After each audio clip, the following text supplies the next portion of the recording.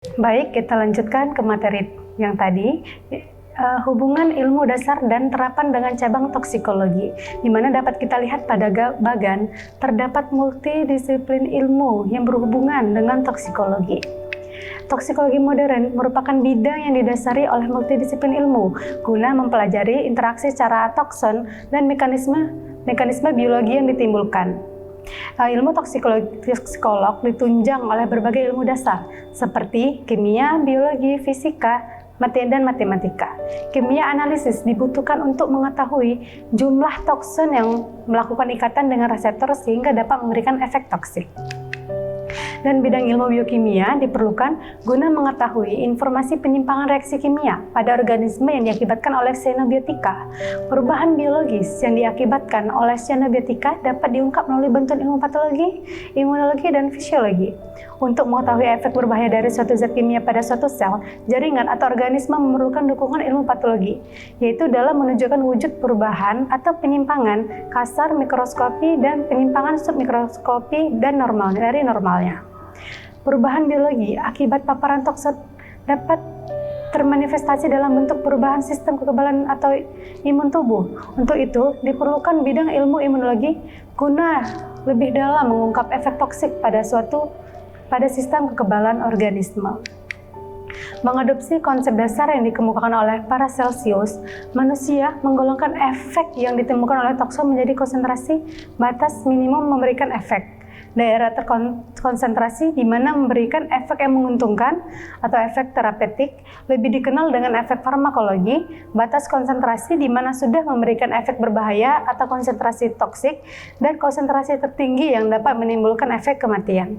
Agar dapat menetapkan batas konsentrasi ini, toksikologi memerlukan dukungan ilmu kimia analisis, biokimia, maupun kimia instrumentasi, serta hubungannya dengan biologi. Ilmu statistik sangat diperlukan oleh toksikologi dalam mengolah baik data kualitatif maupun data kuantitatif yang nantinya dapat dijadikan sebagai besaran ekspresi parameter-parameter angka yang mewakili populasi. Bidang yang paling berkaitan dengan toksikologi adalah farmakologi. Kenapa? Karena ahli farmakologi harus memahami tidak hanya efek bermanfaat zat kimia, tapi juga efek berbahayanya yang mungkin diterapkan pada penggunaan terapi. Farmakologi pada umumnya menelaah efek toksik, mekanisme kerja toksik, hubungan dosis respon dari suatu toksin. Cakupan dan subdisiplin toksikologi. Toksikologi sangat luas cakupannya. Ia menangani studi efek toksisitas di berbagai bidang. Lalu tahun 1995 mengelompokkan ke dalam 4 bidang, yaitu bidang kedokteran untuk tujuan diagnostik, pencegahan, dan terapeutik, dalam industri makanan sebagai zat tambahan baik langsung maupun tidak langsung, dalam pertanian sebagai pestisida, zat pengatur tumbuhan, penyerbuk bantuan, dan zat tambahan pada makanan hewan, dalam bidang industri kimia sebagai pelarut, komponen, dan bahan antara bagi plastik serta banyak jenis bahan kimia lainnya. Dalam industri kimia juga dipelajari pengaruh logam, misal dalam pertambangan dan tempat peleburan, produk minyak bumi, kertas dan pulpa, tumbuhan beracun, dan racun hewan terhadap kesehatan.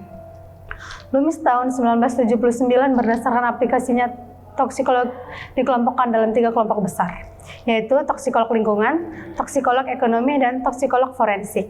Toksikologi lingkungan lebih memfokuskan telaah racun pada lingkungan, seperti pencemaran lingkungan, dampak negatif dari akumulasi residu kimia pada lingkungan, kesehatan lingkungan kerja. Toksikologi ekonomi membahas segi manfaat dan nilai ekonomis dari cyanobiotika. Toksikologi forensik menekankan diri pada aplikasi ilmu toksikologi untuk kepentingan peradilan. Kerja utama dari toksikolog forensik adalah analisis racun baik kualitatif maupun kuantitatif sebagai bukti dalam tindakan kriminal di pengadilan. Masih dijumpai subdisiplin toksikologi lainnya selain 3 golongan besar di atas, seperti toksikolog analisis, toksikolog klinik, toksikolog kerja, toksikolog hukum, dan toksikolog mekanistik. Kita akan membahas sedikit tentang toksikolog hukum.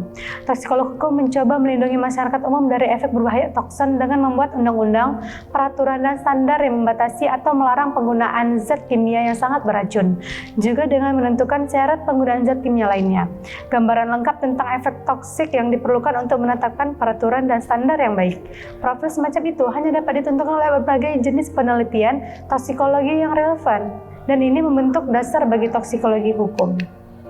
Untuk menegakkan terapi keracunan yang spesifik dan terarah, diperlukan kerjasama antara dokter dan toksikolog klinik.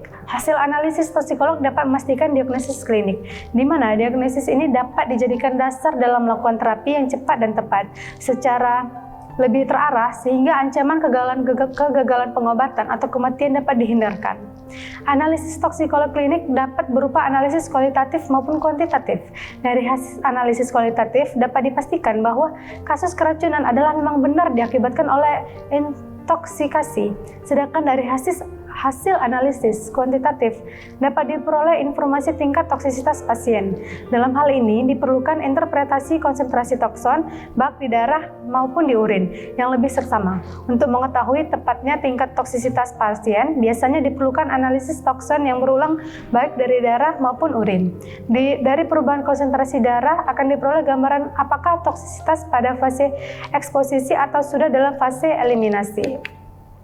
Keracunan mungkin terjadi akibat pajanan toksin di tempat kerja. Hal ini mungkin dapat mengakibatkan efek buruk yang akut maupun kronik. Efek toksik yang ditimbulkan oleh kesehatan dan keselamatan kerja merupakan masalah bidang toksikologi kerja.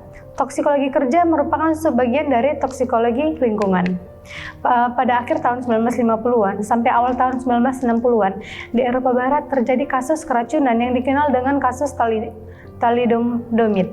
Thalidomid adalah senyawa kimia yang pertama disintesa untuk obat menekan rasa mual dan muntah. Karena efeknya tersebut, pada waktu itu banyak diresepkan pada ibu-ibu hamil dengan tujuan menekan mual muntah yang sering muncul masa trimester pertama pada kehamilan.